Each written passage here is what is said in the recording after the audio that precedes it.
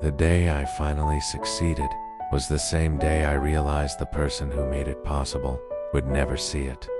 And the worst part, I never noticed what those hands had been carrying till they were gone. Story part 1. The hands I never questioned. Growing up, I never thought about the hands.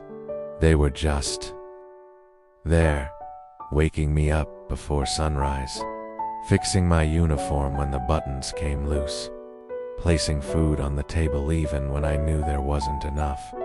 I didn't ask how. I didn't ask why. I just assumed that's what life was supposed to be. Every morning, before school, I would see her hands. Rough, cracked, sometimes shaking, but still moving. Always moving. Cooking, washing, packing, doing everything before I even opened my eyes fully. And when I complained, this food again. Why is my shirt not ironed well? Everyone else has better things. She never argued. She just nodded quietly and went back to work.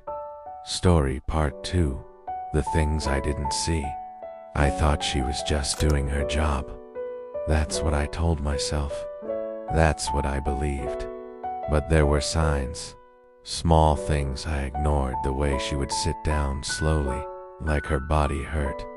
The way she avoided eating until I finished. The way she smiled, even when her eyes didn't. One night, I woke up thirsty. I walked into the kitchen, a tea, and saw her, sitting alone, counting coins. Not money. Coins, carefully separating them into small piles. Her lips were moving quietly. This one for food, this one for school, one for transport. I stood there, watching. But instead of asking what was wrong, I walked away. Mid-story CTA, subtle engagement. If you've ever realized too late that someone was sacrificing more than they showed, you already understand where this is going.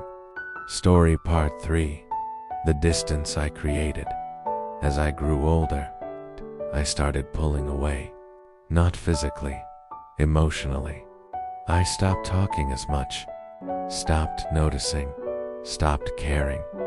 I was focused on my own life, my friends, my future, my dreams. When she tried to ask about my day, sigh, I'm fine. When she tried to help, tease, I can handle it. When she smiled, a teen smiled back. It wasn't hate, it was worse. It was indifference. Turning point, the day everything changed. The call came on a normal afternoon. No warning. No build-up. Just a voice on the phone saying, you need to come home. I didn't understand. I didn't expect anything serious. But when I arrived, the house was quiet. Too quiet. And there she was, lying still, her hands resting on her chest. For the first time in my life, they weren't moving. Something inside me broke. Not loudly, not dramatically, just quietly. Story part 4. The truth I wasn't ready for. Tate. After everything, I found a small box, hidden among her things. Inside it, seats, old notes, and a worn-out notebook. I opened it, and that's when I saw the truth. Every expense I ever needed written down. Every sacrifice recorded. Sold my rapper today to pay school fees. Skipped food so he can eat properly. Hands hurting again. But I must finish washing. Page after page. Proof. Not of struggle, but of love. And then, at the very last page, sentence that stopped me. As long as my hands can still work, he will never suffer. I dropped the book, because suddenly, I understood everything. Hidden twist, late reveal. There was one more thing in the box. A sealed envelope with my name on it. Inside a letter. If you are reading this, it means I am no longer there to hold your hand. I know you think I didn't understand you. I saw the distance, and I let you have it. Because sometimes the tea's not holding on. Sometimes it is letting go. And then the final line, a day, you will understand the weight these hands carried. I just hope you forgive yourself when you do. Ending slow, emotional payoff. Now, I lived the life she worked for.